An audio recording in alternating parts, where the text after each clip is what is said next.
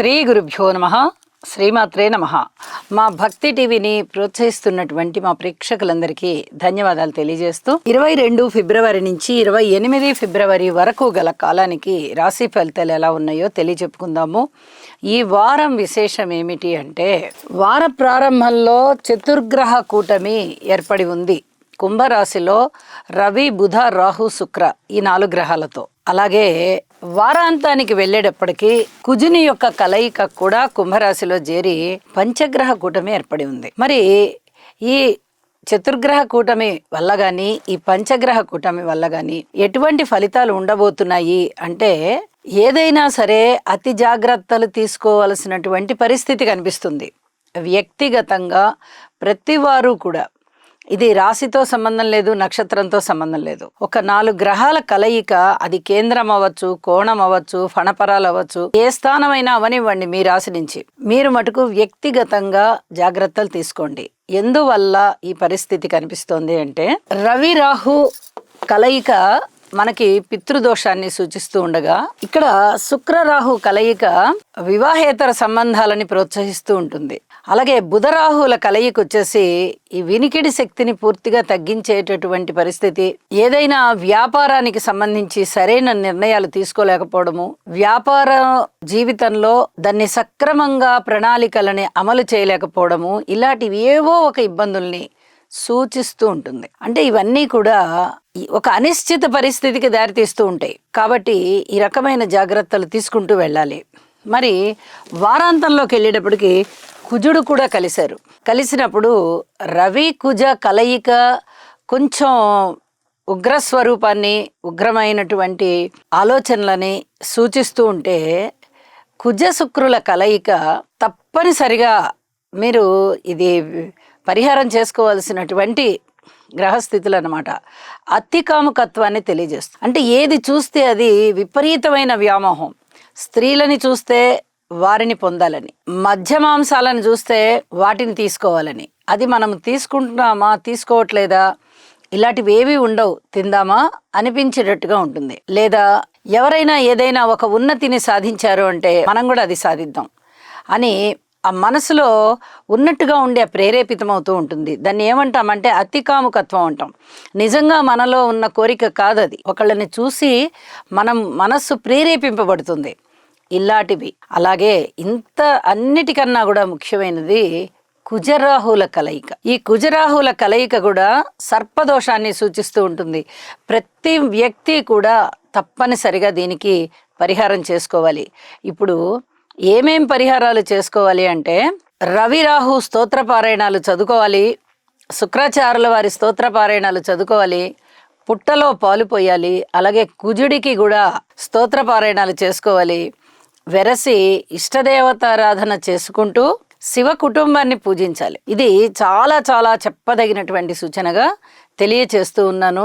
ఈ వారం రోజుల కాలము కూడా మీకు చతుర్గ్రహ కూటమి దాటి వారాంతంలో పంచగ్రహ కూటమి వచ్చిన కారణం చేత పంచగ్రహ కూటమి కూడా వచ్చే వారానికి కొనసాగబడుతుంది. 5 గ్రహాలు ఒక రాశిలో కలిసి ఉన్నాయి కదా, ఇవి కొన్నాళ్ళు కలిసి మళ్ళీ సంచారం చేస్తాయి. అందులో తప్పనిసరిగా ఈ పరిస్థితిని మీరు దాటాలి అంటే గనక చెప్పిన పరిహారాలు చెప్పినట్టుగా చేసుకోండి.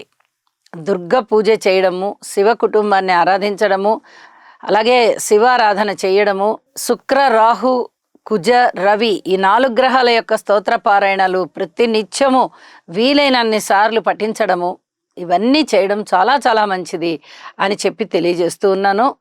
ఇక దృష్టుల విషయానికి వస్తే, గురువు గారి దృష్టి వార ప్రారంభంలో 4 గ్రహాల మీద పడుతోంది, వారాంతంలో 5 గ్రహాల మీద కూడా సంచరిస్తూ ఉంది. ఈ కారణం చేత మీరు గురుబలాన్ని పెంచుకోవడం ద్వారా గురువు గారి యొక్క ఆశీస్సులు మీకు లభించి ఈ చతుర్గ్రహ కూటమి కానీ ఈ పంచగ్రహ కూటమి నుంచి కానీ చాలా త్వరగా వెసులుబాటు సంపాదించుకుంటారు అని చెప్పి తెలియజేయడం జరుగుతోంది. ఇక రాసుల్లోకి వెళ్దాము.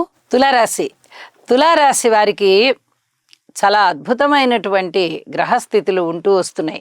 ప్రతిరోజు వీరికి పండగే, నిత్య కళ్యాణం పచ్చతోరణం అన్నట్టుగానే ఉంది. అధికమైనటువంటి సంతృప్తి ఈ మధ్యకాలంలో చాలా రోజుల నుంచి తులారాశి వారికి కొనసాగుతూ ఉంది. అసలు గ్రహస్థితుల పరంగా చూస్తే పంచమ స్థానంలో శుక్రాచార్యులు, షష్ఠ స్థానంలో శనిగారు, అలాగే సప్తమ స్థానంలో చంద్రుడు, నవమ స్థానంలో గురువు, ఏకాదశంలో కేతువు వెరసి 5 గ్రహాల యొక్క ఉనికి చాలా చాలా బాగుంది అంటే అసలు ఇది నమ్మశక్యంగా ఉండదు. నభూతో నభవిష్యతి అని చెప్పాలి. ఇక ముందు వచ్చిందో రాలేదో మనకి గుర్తులేదు. తరువాతి రోజుల్లో మళ్ళీ ఇలా వస్తాయా అంటే రాబోవు. అంత అద్భుతమైన కాలం అన్నమాట. జీవితాశయం నెరవేరిపోతుంది. బాకీలు వసూలవుతాయి. రాని బాకీలు, మొండి బాకీలు అనేది ఏమి ఉండదు. వివాహాది శుభకార్యాలు కుదురుతాయి. విందు వినోదాలలో పాల్గొంటారు. జీవితం చాలా ఆనందమయంగా ఉంటుంది. కష్టార్జితం చేతికొస్తుంది, పిత్రార్జితం చేతికొస్తుంది. దైవ బలం బాగా పెరుగుతోంది, దైవభక్తి కూడా బాగా పెరుగుతోంది. దైవ కార్యాలు చేయడానికి మనసు ఉవ్విళ్ళూరుతూ ఉంటుంది. ఊహించని విధంగా లాభాలుంటాయి. ఒకటేమిటండి, సమస్తమైన లాభాలు ఉన్నాయి.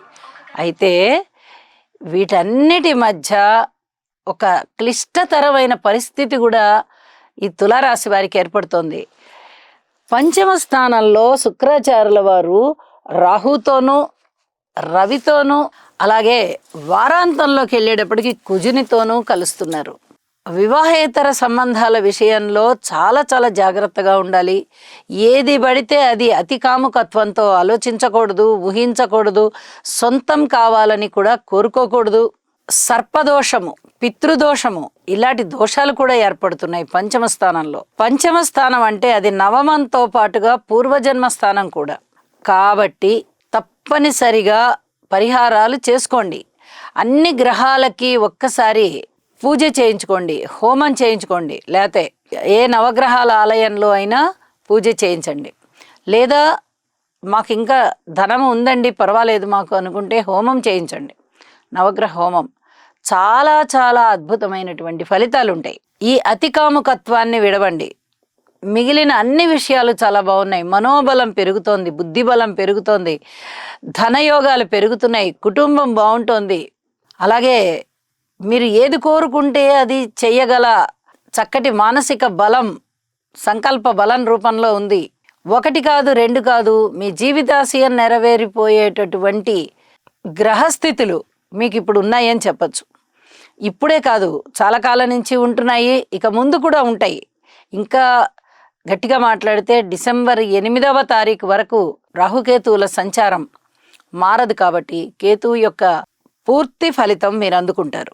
గ్రహస్థితులు ఇంత అనుకూలంగా ఉన్న సందర్భాలలో పరిహారాలు చేసి ఏదైనా దుష్ట ఫలం ఉన్నది అని తెలుసుకుంటే ఆ దుష్ట ఫలితాన్ని మీరు అధిగమించేటట్టుగా చేసుకోండి తప్ప ఇక వేరే ఇతరత్ర ఏమీ ఆలోచన చెయ్యకండి అని చెప్పి తెలియజెప్తూ ఉన్నాను. అలాగే మంచి మంచి సంబంధాలు వస్తాయి మీకు, మీరు ఎంచుకోవడమే ఆలస్యం. అలాగే ఏదైనా కొత్తగా వ్యాపారం పెడదామనుకుంటారు, అనుకూలత వస్తుంది. వ్యవహారం చేయాలనుకుంటారు, అనుకూలత వస్తుంది. ఒక పెద్ద మనిషిగా ఉండి 2 వర్గాలకి సంయమనం చేస్తారు, కీర్తి ప్రతిష్టలు పొందుతారు, 10 మందికి సహాయపడే పనులు చేస్తారు. ఒకటేమిటండి, సమస్తమైన భోగభాగ్యాలు తులారాశి వారికి ఉన్నాయి. మరి ఇవన్నీ అనుభవించడానికి చక్కటి మానసికమైనటువంటి ఆలోచనలు కలిగి ఉండండి, ఆహ్వానించండి, చక్కటి ఆలోచనల్ని ఆహ్వానించండి. ఇది చాలా చెప్పదగినటువంటి సూచనగా తెలియజేస్తూ ఉన్నాను. అలాగే వారాంతంలోకి వెళ్ళేటప్పటికీ కుజుని యొక్క స్థితి పంచమ స్థానంలోకి మారి ఉంది, చంద్రుని యొక్క స్థితి దశమంలోకి మారి ఉంది. ఇది కూడా చాలా అద్భుతమైనటువంటి స్థితి. చంద్రగ్రహం యొక్క దశమ స్థానంలో ఉన్నటువంటి సంచార ఫలితము చాలా అద్భుతమైన ఫలితాలను ఇస్తోంది తులారాశి వారికి. అన్ని విధాలుగాను చాలా బాగుంది అని చెప్పి తెలియజేస్తూ ఉన్నాను. ఈ పంచమ స్థాన విషయంలో మటుకు కొన్ని జాగ్రత్తలు తీసుకోండి. ఇష్టదేవతారాధన చేయండి, యోగా చేయండి, చెప్పినటువంటి పరిహారాలు అన్నీ చేసుకోవడానికి ప్రయత్నం చేయండి. చాలా ఉన్నత స్థితికి వెళ్తారు, ప్రశాంతతతో ఉంటారు, అభివృద్ధి మార్గంలో ఉంటారు, చాలా చాలా ఆత్మసంతృప్తితో ఉంటారు. శుభం.